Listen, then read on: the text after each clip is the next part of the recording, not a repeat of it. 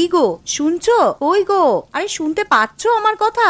উঠে পড়ো, সকাল গড়িয়ে বেলা হতে চললো, উঠে পড়ো, এবার না হলে তো কাজের জন্য দেরি হয়ে যাবে।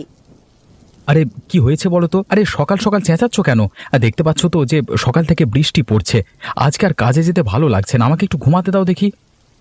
হ্যাঁ, সে তো দেখতেই পাচ্ছি, সকাল থেকেই বৃষ্টি পড়ছে, কিন্তু তোমাকে কাজেও তো যেতে হবে। আবার ঘরেতে সেই রকম কিছু নেই, সামান্য বাজার আছে, ওটা দিয়ে আজ কোনো রকমে চলে যাবে। এই তো কদিন আগে বাজার করে নিয়ে এলাম, তা এক্ষুনি শেষ হয়ে গেল। তার শেষ হবে না? তুমি একদিন সামান্য পরিমাণে বাজার করে নিয়ে আসবে, আর সেটা কি সারা মাস ধরে চলতে পারে নাকি? আরে উঠে পড়ো, উঠে বাজারে যাও তো।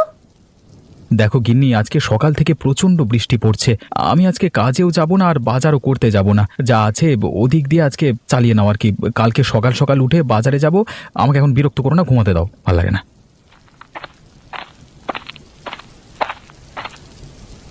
মা, ও মা, আমার প্রচন্ড খিদে পেয়েছে, কিছু খেতে দাও।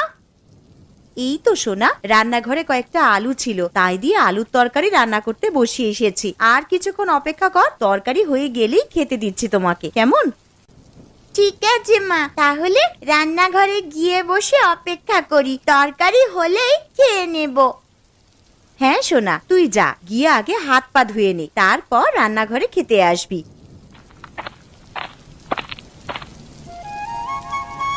মালতীমা, ও মালতীমা, বাড়িতে আছিস? একবার বাইরে আয়।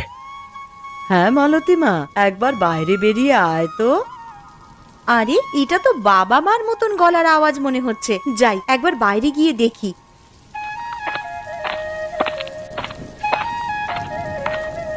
আরে তোমরা হঠাৎ করে আমাদের বাড়িতে চলে এলে, আবার